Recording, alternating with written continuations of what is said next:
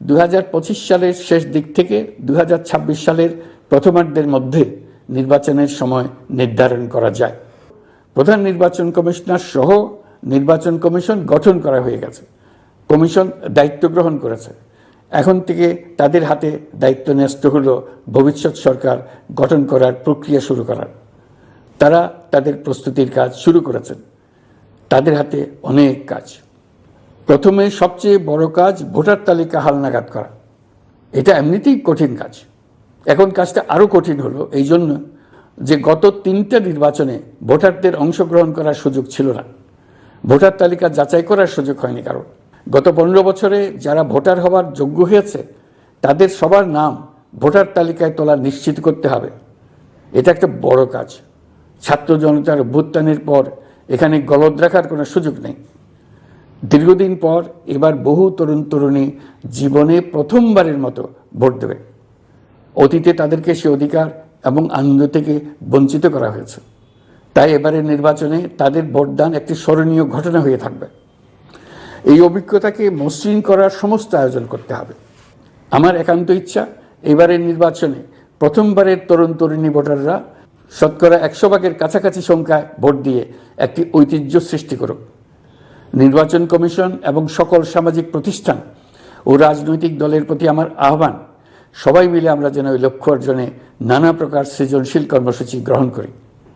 এখন থেকে সবাই মিলে এমন একটা ঐতিহ্য সৃষ্টি করি যেন স্থানীয় নির্বাচন সহ সকল নির্বাচনে সকল কেন্দ্রে প্রথমবারের ভোটাররা 100% কাছাকাছি সংখ্যায় ভোটদান নিশ্চিত করবে।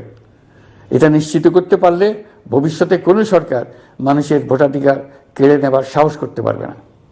নতুন ভোটার ছাড়াও যাদের আগে থেকে ভোটার তালিকায় নাম থাকার কথা ছিল তারা ভোটার তালিকায় আছে কিনা তা নিশ্চিত করতে হবে।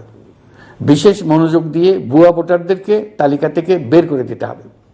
এবার আমরা প্রবাসী বাংলাদেশিদেরকে ভোট দেওয়া নিশ্চিত করতে চাই। অতীতে আমরা এই ব্যাপারে অনেকবার আশ্বাসের কথা শুনেছি। এই সরকারের আমলে এটা যেন প্রথমবারের মতো বাস্তবায়িত হয়, এটা আমরা নিশ্চিত করতে চাই। এর জন্য একটা নির্ভরযোগ্য ব্যবস্থা করতে হবে। সবকিছুই সমসাপেক্ষ ব্যাপার। এর সঙ্গে যদি আমরা নির্বাচন প্রক্রিয়া আরও উন্নত করতে চাই, নির্বাচন সংস্কার কমিশনের সুপারিশমালা বাস্তবায়ন করতে চাই, তাহলে প্রয়োজনীয় সংস্কারের বিস্তৃতি ও গভীরতা অনুসারে নির্বাচন কমিশনকে সময় দিতে হবে। আমি সকল প্রধান সংস্কারগুলো সম্পন্ন করে নির্বাচন আয়োজন করার ব্যাপারে বরাবর আপনাদের কাছে আবেদন জানিয়ে এসেছি।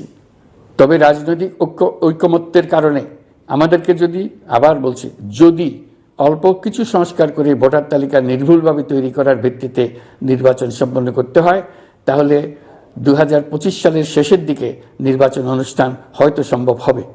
আর যদি এর সঙ্গে নির্বাচন প্রক্রিয়া এবং নির্বাচন সংস্কার কমিশনের সুপারিশের পরিপ্রেক্ষিতে এবং জাতীয় ঐকমত্যের ভিত্তিতে প্রত্যাশিত মাত্রার সংস্কার যোগ করি, তাহলে অন্তত আরও 6 মাস অতিরিক্ত সময় লাগতে পারে। মোটা দাগে বলা যায় 2025 সালের শেষ দিক থেকে 2026 সালের প্রথমার্ধের মধ্যে নির্বাচনের সময় নির্ধারণ করা যায়।